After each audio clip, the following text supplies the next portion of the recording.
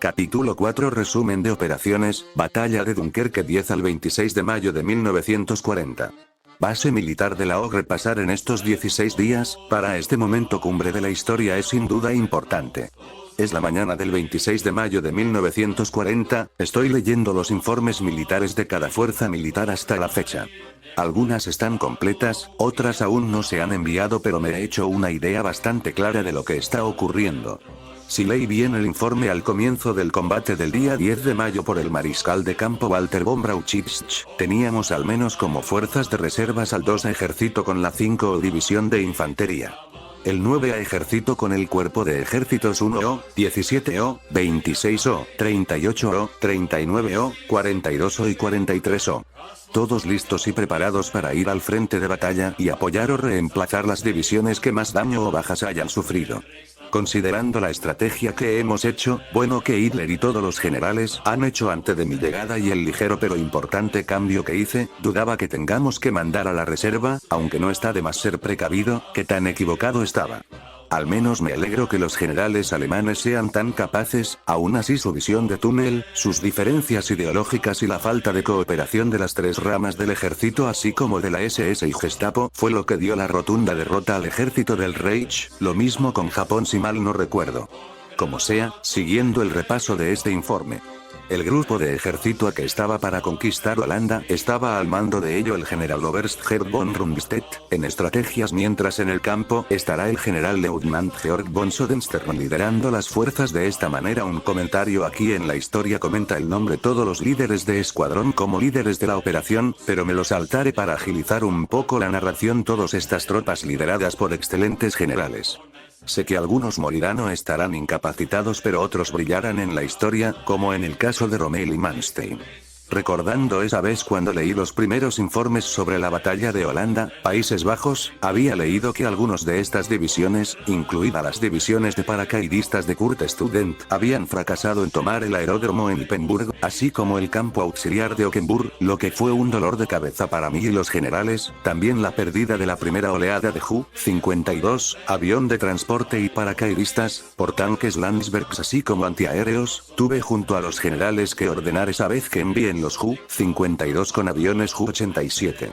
Como una dosa oleada, así como un dosa intento por tomar esos aeródromos. No hace falta decir que se cumplieron nuestras expectativas, se lograron controlar esos dos aeródromos, se lograron destruir algunas medidas antiaéreos de los holandeses y se lograron defender con éxito los aeródromos a nuestro control en los días 11 y 12 de mayo de nuevos contraataques holandeses gracias al constante apoyo de los Ju-87. También el ataque a Rotterdam así como al aeródromo militar de Walhaven, fueron exitosos a pesar de las pérdidas con más aviones Ju-52, en ese sentido la toma de Rotterdam fue importante aunque no sin serias bajas para los paracaidistas. Aún así se tomaron los puentes del río Nuevo Mosa y del río Dieppe aunque no sin férrea resistencia de los holandeses. Los siguientes informes de las batallas de los cuerpos alemanes entrando en Holanda en toda la frontera, la mayoría siendo exitosas en ellas, aunque ya no hacía falta leerlas en ese momento y solo hoy lo leo con toda claridad. Alemania había ganado, tomando eficientemente los aeródromos y colados en la retaguardia holandesa, fue suficiente para dividir sus fuerzas y hacer que caigan rápido a la desorganización. No se permitió que los puertos holandeses fueran usados para la evacuación. El claro ejemplo de ello fue el puerto de Vlissingen, que fue bombardeado sistemáticamente por la Luftwaffe al ver tal intento. Sin poder sacar sus tropas y solo escapando nomás la marina naval holandesa nomás. El país se rinde en efecto el 15 de mayo de 1940. En la historia que conozco cayó el 17 de mayo. Eso aceleró bastante nuestros planes para que más adelante apoyar el grupo de ejércitos a los grupos de ejércitos B en Bélgica. Francamente, teníamos 48 horas extras para atacar Bélgica con rapidez aunque lo que pasó sería más diferente tras mi llegada. Ahora, echando el informe de repaso del grupo de ejércitos B que estaba para conquistar Bélgica y Luxemburgo, estaba al mando de ello el general Oberst Gerd von Rundstedt, en estrategias, mientras en el campo estará el general Leutnant Georg von Sodenstern mandado por el der Feldmarschall Fedor von Bock para estrategias y el general Leutnant Hans von Salmuth.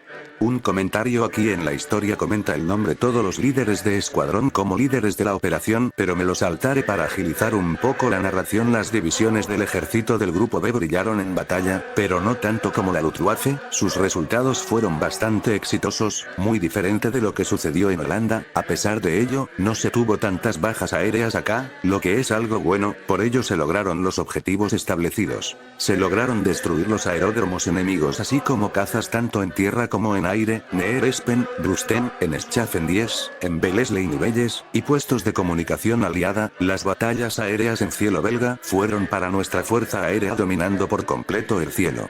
Gran parte de este éxito alcanzado fue atribuido a los subalternos Richthofen, las Kampfgeschwader 77 y el Oberstkommandant Johann Volkmar Fischer, que destruyó las principales bases de la aeronáutica belga con ayuda de la Kampfgeschwader 54. En cuanto a los informes de tierra, debo decir que la toma del fuerte Eben Emael fue sin duda histórico para mí. Había leído en Facebook, en mi vida anterior de forma azarosa, que los paracaidistas alemanes que cayeron allí eran tan solo 12 hombres, e hicieron que se rindieran toda la guarnición belga. No creí que eso de verdad ocurriese. Cuando me trajeron el susodicho informe, eso hizo lucir al grupo de ejércitos B como tropas muy eficientes y ejemplares para mí y tal vez para el resto del alto mando alemán. En cuanto a los demás, las tropas avanzaron eficientemente, en 24 horas rodearon a 2 divisiones belga y las aniquilaron. Obedecieron fielmente mis órdenes de no aceptar rendición hasta que no puedan evacuar todo su ejército. Además tomaron uno de los lados del canal Alberto. Tras ellos intentaron avanzar en la mayoría de los puentes, pero los británicos destruyeron o volaron la mayoría de ellos retrasando el avance. Solo se lograron tomar 2 puentes para avanzar, los puentes Broenoven y Belbufeld. No hace falta decir que nuestros esfuerzos fueron recompensados pero con retraso de algunas horas, para avanzar y no dejar que los aliados formaran defensas más que adecuadas contra las fuerzas alemanas. Las batallas en la frontera belga fueron del 10 al 12, en este último con los informes lo más actualizados posibles. Cuando estaba en base, se logró penetrar con éxito la frontera belga. También en el día 10, Luxemburgo capituló y ahora estaba bajo firme control alemán. Los informes hablaban de combates periódicos entre las divisiones germanas y aliadas. Tuve que hablar con el mariscal Walter von Brauchitsch cuando estábamos en la base escuchando cómo algunas unidades alemanas se retiraron por ser sobrepasados por el enemigo. Convencí que moviera 4 divisiones de reserva del 9A ejército. Los cuerpos de ejércitos 1O, 17O, 42O y 43O. El aceptó gustoso ya que no le gustó tampoco que nos hicieran retroceder hasta otra vez fuera de la frontera belga, para después volver a empujar y entrar en su territorio otra vez. En los días 12 al 14 de mayo. Los informes hablaban de fuertes combates en las planicie. Fueron problemáticos. Los informes habían dejado en claro que las tropas belgas se habían retirado para formar una eficaz línea de defensa. También usaron la fortaleza de Lieja y de Namur para causar problemas en las comunicaciones entre nuestras fuerzas. No hace falta decirlo, el enemigo había cumplido con excelencia. Por otro lado, las tropas que intentaron defender el otro lado del canal Alberto llamada Lieja, Alberto habían fracasado rotundamente. El apoyo de los Ju-87 y el envío de la reserva para apoyar a los grupos de ejército B los había abrumado, haciendo que avancemos rápidamente y que los aniquilen sin tomar prisioneros y luego yendo hacia una nueva línea enemiga a la que el Rommel llamó la línea Namur-Amberes-Gibe. Los informes subsiguientes, incluido en donde di opiniones, se hablaba de los concurridos combates entre las zonas de Amberes y Lovaina, siendo tal vez otra línea enemiga, siendo tal vez la línea Amberes-Lovaina. Lo que me dio la impresión esa vez en que los aliados buscaban hacer líneas tanto en el norte como en el sur de Bélgica para que no avancemos y pisemos tierra francesa. Tenía sentido y lógica, pero aún así no lograron mucho. Dando opinión al mariscal Walter que había que presionar para acelerar la caída de Bélgica y entrar en Francia, pero teniendo cuidado con las consecutivas líneas de defensa que los aliados han estado haciendo para desgastar el empuje de nuestro ejército. El mariscal Walter había estado de acuerdo. Las consecutivas líneas aliadas habían frenado por 2 a 4 horas el avance alemán, con el objetivo siempre de reforzar las defensas aliadas o crear defensas aceptables para que no penetre el ejército más allá de las tierras que hemos capturado. Además, los informes de la Luftwaffe en conjunto con el Eber hablaba de varios intentos de ataque aéreos aliados hacia posiciones alemanas fuertemente fortificadas, así como intentos de destruir los puentes de Maastricht y Meuse. No se permitió tal cosa y se derribó muchos aviones enemigos. Mientras que en el día 12 de mayo se lograron cumplir nuevos objetivos cuando se hizo el ataque a las Ardenas de manera exitosa, ya que era una jugada arriesgada. Gracias al apoyo de los Fi-156, se lograron enviar y desembarcar 2 compañías del 3 Batallón en Nives y Witry, territorio belga, y lograron cortar los enlaces de comunicación en las rutas Neufchâteau-Bastogne y Neufchâteau-Martelange. Evitaron que fuerzas de reservas belgas con tropas británicas llegaran y se facilitó el avance y captura de los fortines al ejercer presión contra la línea de fortines a lo largo de la frontera desde la retaguardia. Lo que hizo que el ataque fuera exitoso. Estaba feliz y eufórico, los demás estaban del mismo modo. Sabían que el ataque a las Ardenas era una jugada estratégica muy riesgosa debido a que podían ser víctimas de un contraataque aliado total. Pero ahora eso no importaba, había funcionado. Ante ello ordené al mariscal que movilizara las reservas del 9A ejército, los cuerpos 26O, 38O y 39O para apoyar al grupo de ejércitos B y lograran tomar todos los puertos posibles o al menos eliminar la mayor cantidad de tropas enemigas posibles. No hace falta una vez más decir que me obedecieron. También se lograron atravesar territorio francés temporalmente y eliminar varias unidades francesas elitistas, ocurriendo las batallas de Anut y Gembloux, a la vez que ocurría combates en la zona del Sedan. Ese día los ataques alemanes en la zona de Gembloux fueron duros, las defensas francesas habían dañado bastante tanques, 160 contra 91. La mayoría de nuestros tanques fueron reparadas. El general Webner, al mando de algunas divisiones Panzer, pedía atacar Gembloux. Tanto Walter como yo le dijimos que no atacara al enemigo hasta que llegara el apoyo aéreo, y le dimos ambos una advertencia que si desobedecía le daríamos una baja deshonrosa. Tuvo que esperar hasta que vio dichos aviones. Solo allí atacó en los campos de Gembloux y destruir la mayoría de tanques blindados franceses. Solo allí se logró avanzar.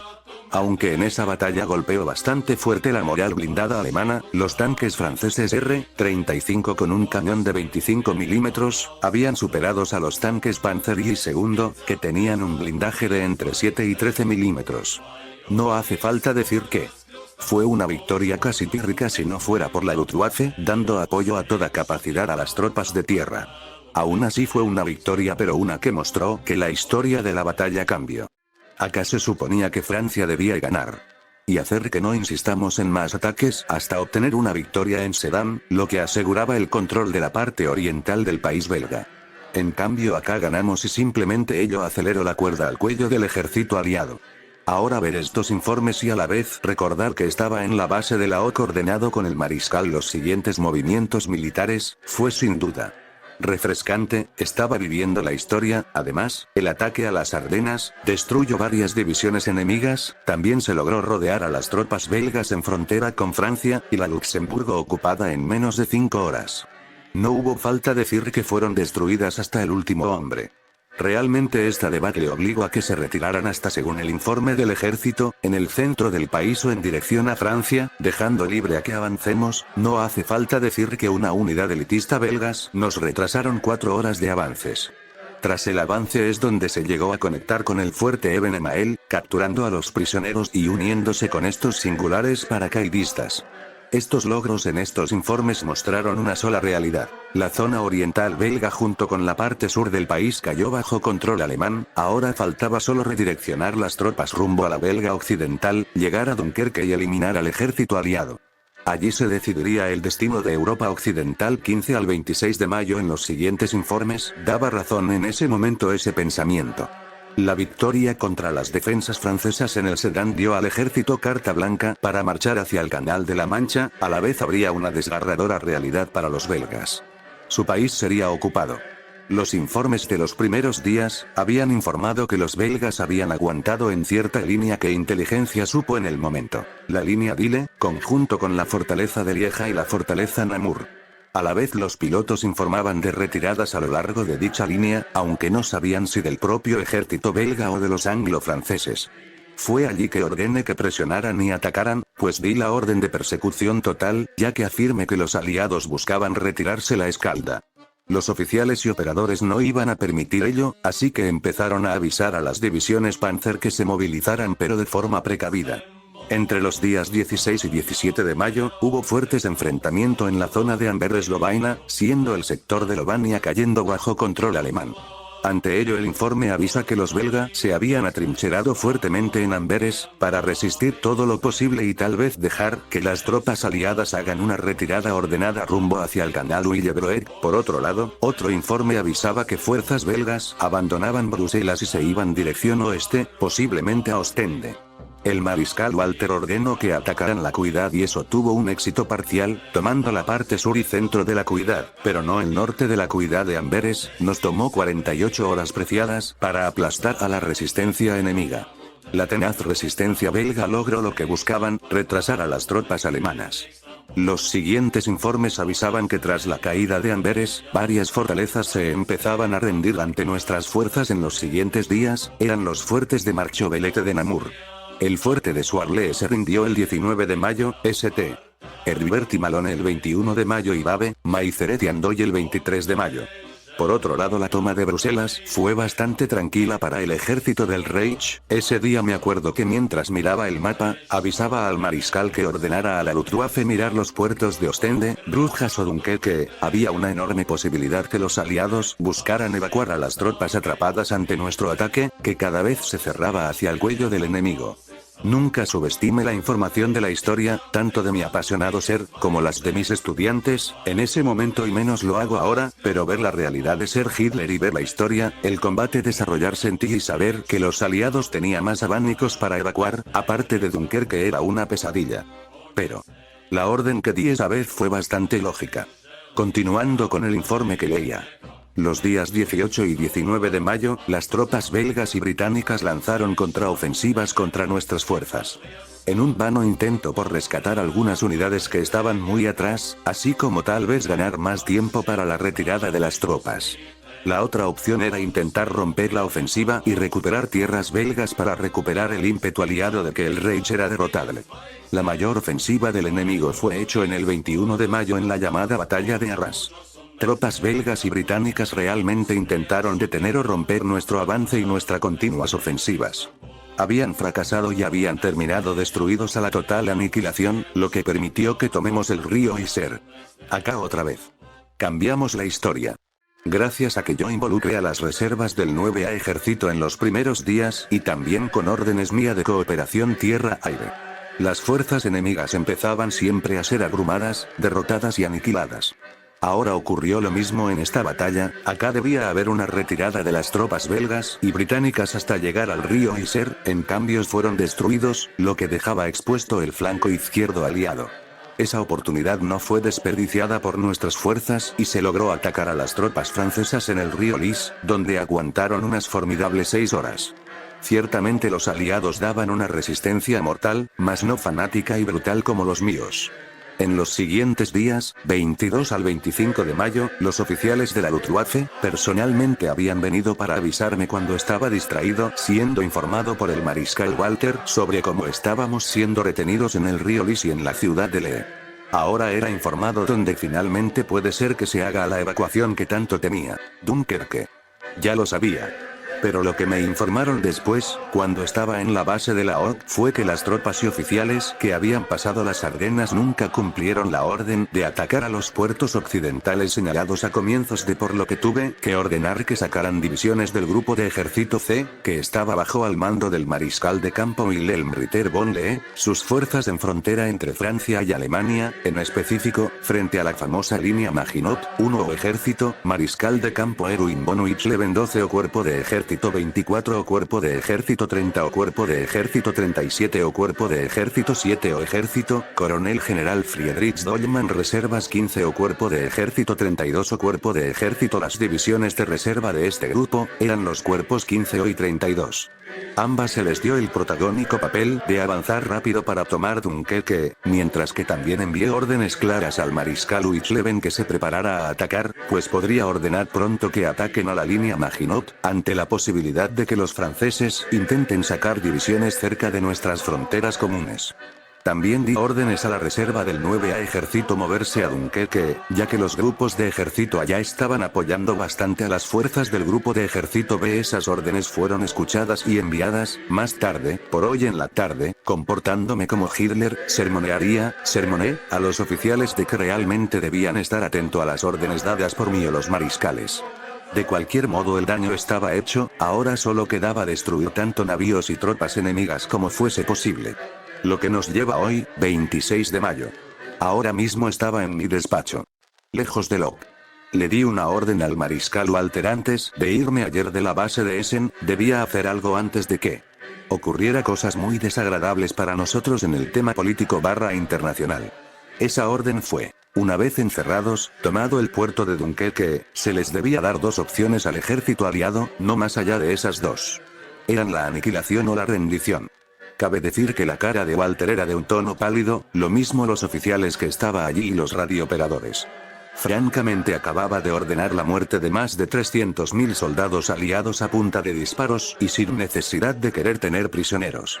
Realmente no debían sorprenderse de ello, después de todo, en el pasado, números mayores que eso se mataban a diario. Cuando estaba por entrar en recuerdos de ello, uno de los guardias SS que estaba fuera custodiando mi despacho entra mientras ve que releía los informes críticos, recordaba cosas y leía los informes que no había podido leer. Guardia SS Becker, mi líder. Ya vino el embajador de Italia. Lo está esperando acá afuera. Este mes, 8 de mayo. Eso fue preocupante. Augustus/Hitler, hazlo entrar, sería irrespetuoso dejarlo afuera. Guardia SS Becker, sí mi líder. Cuando veo cómo se retira mi guarda y entra el embajador italiano. Recordando ello, lo había llamado ayer en la tarde del 25 de mayo cuando recibía que las tropas ya estaban a los alrededores de las costas de Dunkerque. Dino Alfieri, es un honor canciller que me llame, seguro tiene que ver con la situación de guerra que está ocurriendo en Europa. Augusto/Hitler, para ser sincero, es un sí y un no. Dino Alfieri, no entiendo Augusto/Hitler. Quiero que le diga esto a Mussolini. Sé que planea entrar en combate contra Francia. No sé qué día y mes. Solo sé eso, dígale que si entra en esta guerra, que deje a sus tropas en estado de alerta y a sus embarcaciones avisadas si hace ello. De manera seria e intimidante Dino Alfieri. Pero, dudo que el Duce haga ello, estoy seguro que se equivoca señor Hitler. Augusto/Hitler. O créame. El Duce entrará en guerra para poner a Italia como la precursora del Imperio Romano y en los libros de historia como el que renació tal imperio. No estaría en contra si tan solo temiera que no se prepararan adecuadamente para tal hecho o idea. Dino Alfieri, entiendo. Le informaré al Duce sobre lo que me está diciendo. Solo quiero preguntar cómo sabe ello. Augusto/Hitler, por dos razones: la personalidad de su Duce y por la historia. En lo segundo, cada vez que ocurre un evento importante en la historia humana, las naciones más poderosas están siempre involucradas. Pasó en Europa contra la Francia de Napoleón, pasó con la Gran Guerra, y va a pasar ahora. Somos como polillas yendo al fuego. Sea siempre por ambición, rivalidad o supremacía. Pararemos hacia ese evento, al final. A eso se reduce embajador Alfieri. Dino Alfieri, entiendo. En ese caso, permítame retirarme para avisarle al Duce sobre lo que me está diciendo. Asentí y vi como el embajador se levantaba de la cómoda silla frente a mí y el escritorio lleno de informes de batalla. Usualmente Hitler lo hubiera llevado a otro lado. Pero hoy. No, hoy soy yo y hoy cambiaré todo lo que pueda la historia. Ahora veamos, si Italia se hace útil al Reich o se vuelve el país más inútil para la grandeza del Reich.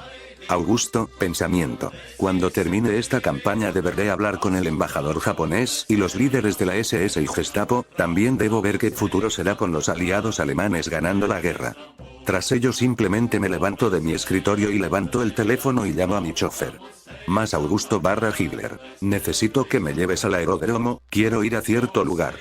Cuando dije ello, cuelgo y me retiro de mi despacho. Hoy. Quiero ver la historia personalmente con mis ojos. 26 de mayo. Punto de vista de un soldado, Sixteines Soldaten. Pensamiento. Nuestro oficial al mando nos había dicho que la ONU nos ordenó que tomáramos el puerto de Dunkerque antes de que lleguen los aliados. Ya han pasado 3 días de esas órdenes y un día desde que llegamos para intentar que no se lleve el objetivo de nuestros enemigos y eso es la evacuación. Hoy estamos combatiendo dentro de la ciudad, más específico en la zona más residencial, mientras se oía como nuestros aviones atacaban a las tropas enemigas. También a los navíos. He visto cómo nuestros aviones habían hundido algunos barcos, también cómo se combate con fierezas esta parte del cielo contra las fuerzas aéreas enemigas. Pensamiento. Dejo de lado de observar el cielo lleno de dos aves de metal combatiendo, debo estar atento, concentrándome. Veo a mis enemigos frente a mí, resistiendo contra nosotros, no dejando avanzar a nuestras fuerzas, eso incluye los tanques. Habrán fuego sobre esa casa amarilla. Fuego de supresión. Ruk. Boom. La casa señalada explota por el disparo del tanque, escombros y pedazos de madera volando a los alrededores, mientras se ve cómo se incendia un poco. Otra vez Ruk. Boom. Otra explosión, esta vez haciendo desaparecer la casa, haciendo volar pedazos de madera y ahora carne picada de algunos soldados enemigos, mientras que se veía cómo intentan salir algunos soldados de los escombros para tan solo ser ultimados por las tropas con las Kar 98. Pensamiento. Luchamos y combatimos, cada palmo que se puede, incluso de una manera tan inhumana como se pueda. Pero estos son órdenes del Führer. Exterminar al enemigo hasta que no puedan evacuar, solo allí cumplido se le puede dar la opción de que se rindan. Sé que muchos de nosotros tendremos pesadillas por tal acto, pero también sé que un enemigo menos es un enemigo que no amenaza al Reich y a nuestras familias. Agarra su arma y lo levanta en alto sobre su hombro, es una Kar 98 estándar, lo estabiliza su arma y apunta a través de la mira de cerrojo y dispara a los soldados enemigos, un disparo, un enemigo. Par. El disparo resuena, la bala de 7,92 x 57 milímetros da en el pecho de un soldado belga, muriendo de lleno y en el acto. El disparo golpea un poco el hombro del soldado, pero nada grave, se mueve el cerrojo para sacar el casquillo de la bala, su acción dura tan solo unos 3 segundos, luego vuelve a disparar. La batalla en los alrededores es brutal, muchos cadáveres en las calles de Dunkerque, también en lo que están cercanos a las costas, los gritos de los heridos de ambos lados resuenan, los cuerpos de los muertos no dicen nada. Solo están allí, para tan solo ser usado como escudos de manera agria o para ser destrozados por el paso de los tanques o ser despedazados por las explosiones. Casas de familias de civiles, destruidas por el combate, algunas de ellas sufren la destrucción total, otras están tan agujereadas que parecen un colador. El combate es total, las tropas avanzan casa por casa para eliminar al enemigo. Esta experiencia servirá a futuro a la OC sobre el tema de los combates en zonas residenciales y dentro de los edificios. Nuevamente uno de los soldados sigue pensando en lo que hace y ve, mientras sus compañeros avanzan lenta pero constantemente a pasos seguros. Los disparos que hago, son precisos pero casi mortales, dan casi siempre en el blanco.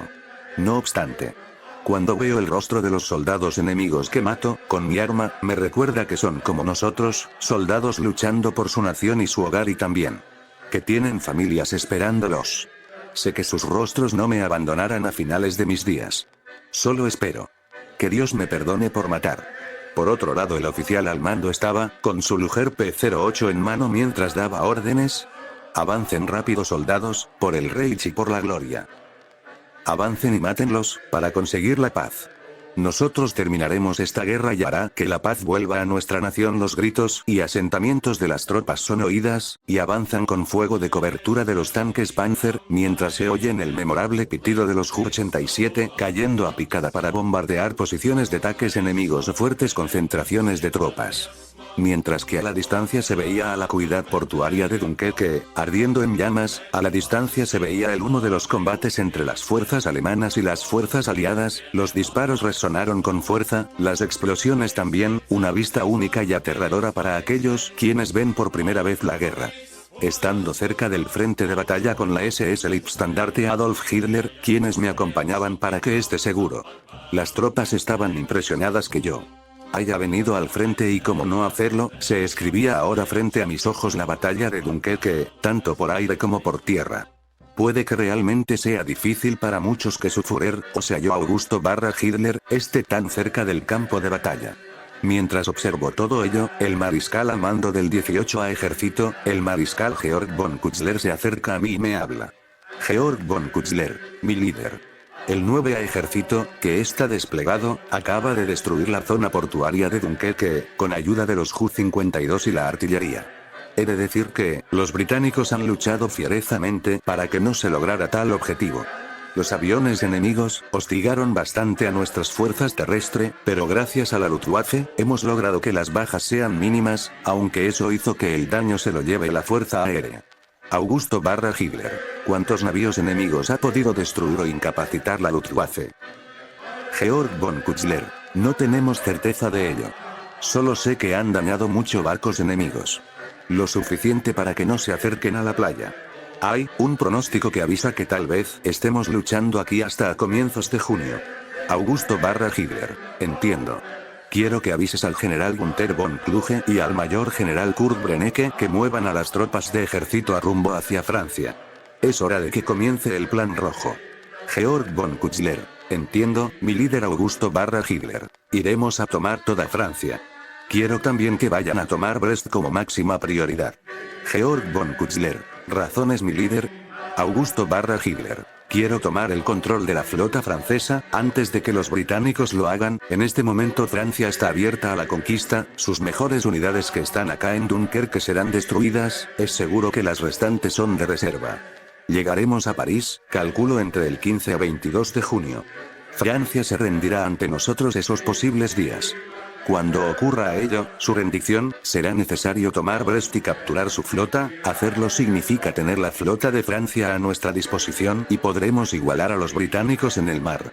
Georg von Kutzler. Muy bien, mi líder, intentaremos cumplir sus órdenes esta vez. Augusto / Hitler. Espero, quería ahorrarme esta batalla para que no haya tantas bajas en ambos lados. Ahora tuve que dar la orden más fría y sangrienta de la guerra para terminar rápido esto. Por cierto, ¿hay informes sobre si se logró obtener al Kaiser? Georg von Kutzler. Si mi líder, me preguntaba cuándo lo preguntaría. Augusto / Hitler. Lo siento, muchas cosas en la cabeza. Avisa que cuando caiga Francia, muevan al Kaiser a Berlín. No le daré el poder. Pero le daré un retiro más agradable. Quiero que sus hijos o nietos sean quienes tomen el poder, pero a través de mi modelo. Georg von Kutzler. Sí, mi líder. Tan pronto terminaron, el mariscal Kutzler se retiró para cumplir las nuevas órdenes. Solo en el 1 día de junio, tras 5 días de duros combates, las fuerzas aliadas habían sido derrotadas. Los aliados no pudieron rescatar a ninguna fuerza amiga debido a que los puertos estaban muy dañados, mientras que las playas se habían convertido en un matadero ante los constantes disparos de artillería enemiga alemana, así como del bombardeo de la Luftwaffe, todo el ejército de expedición de la BFF, varias unidades belgas y unidades francesas estaban derrotadas o aniquiladas. Hubo al menos 130.000 prisioneros, la mayoría de tropas británicas, y una minoría francesa y belga. Por otro lado, las pérdidas navales de Gran Bretaña fueron de 350 de los 933 que habían enviado para tal rescate. Un golpe fuerte hacia la moral británica. En los siguientes días, con el desastre de Dunkerque siendo oído por toda Francia, las divisiones francesas que buscaban proteger su país, estaban moralmente inestables. Solo varios días después las tropas alemanas logran atravesar y destruir varias divisiones francesas, mientras que otras se rinden prácticamente sin lucha. En ese mismo día 1 de junio, el grupo de ejército C en cooperación con el grupo de ejército B y A, hacen un ataque envolvente a la línea Maginot. No hace falta decir que las unidades francesas en el país fueron destruidas, sin necesidad de tomar prisioneros. En los demás días, las tropas del grupo de ejércitos C avanzaron con el B hacia el centro de París sin mucha resistencia francesa. En el día 8 de junio Benito Mussolini declara la guerra a Francia y a Gran Bretaña, lo que hace que las fuerzas francesas que iban a ser retiradas de la frontera franco-italiana, se deban quedar, pues iban a ser movilizados para combatir a los alemanes. En el día 15 de junio de 1940 Francia capitula ante el Reich alemán y 2 días más tarde ante Italia. Resultados de muertos, heridos y desaparecidos a lo largo de la campaña del Plan Amarillo, Benelux, Rojo, Francia, y de la batalla de Dunkerque Holanda / Países Bajos. Muertos en acción, 150.000 desaparecidos, 250 prisioneros, 6.000 heridos, 20.000 aviones destruidos, 150 Bélgica. Muertos en acción, 108.000 desaparecidos, más de 500 capturados, 115.000 heridos. 20.000 aviones destruidos. 125 Francia muertos en acción. 440.000 heridos. 90.000 prisioneros de guerra. 700.000 aviones destruidos. 300 Reino Unido muertos en acción. 200.000 heridos. 100.000 prisioneros. 130.000 Las pérdidas de la RAF a lo largo de la campaña llegan a los 1.000 aviones perdidos. Pérdidas navales. 350 navíos hundidos, 50 con daños de diversa magnitud. Se pierde todo el equipo pesado y al ejército expedicionario BFF el Reich alemán muertos en acción. 30.000 soldados y algunos oficiales desaparecidos. 5.000 heridos. Más de 42.000 aviones de la Luftwaffe destruidos. 700 pérdidas de la Kriegsmarine. 0. Italia muertos en acción. 7.000 desaparecidos. 0 heridos. 6.500 soldados aviones perdidos. 200 pérdidas navales. 0 continuará.